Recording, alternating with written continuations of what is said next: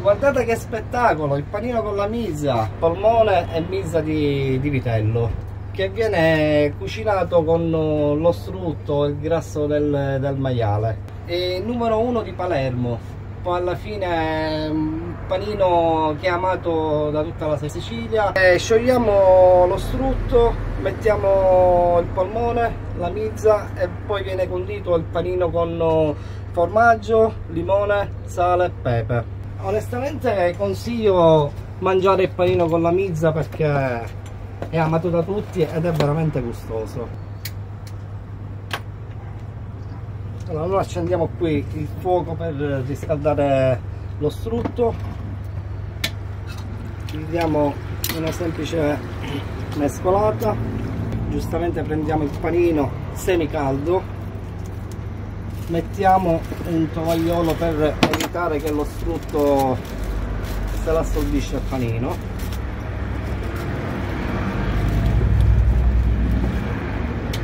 E poi andiamo a farcire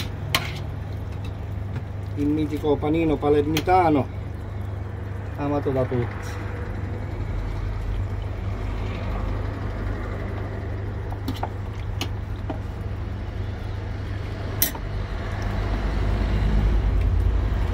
Cioè, la gente, alcuna la vuole maritata, alcuna la vuole schietto. Schietto sarebbe senza formaggio. Sale, pepe, limone e formaggio, e questo è il semplice panino maritato. Andiamo a togliere il tovagliolino e il panino è servito. Cambiando la tipologia di pane, il gusto non è uguale al panino palermitano. E questo è il mio famoso panino, e che poi accanto ci va messo pure il limone.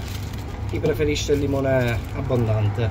Il nostro tipico colazione a Palermo è questa: la mattina scendi verso magari le 11, 11 e mezzo, cosa facciamo amici? Andiamo a mangiare un panino con la mizza. Io da donna lo preferisco molto più degli altri panini. Per me una volta ogni tanto, però c'è chi lo preferisce più spesso.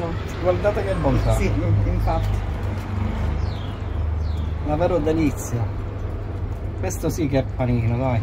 E ne vale la pena anche mangiarlo fuori Palermo. Ecco, lo possiamo gustare quindi anche fuori Palermo? Certo che sì. Invitiamo a tutti della Sicilia a gustare questo panino meraviglioso. Il panino unico con la mizza, niente, non lo possiamo descrivere se non lo provate.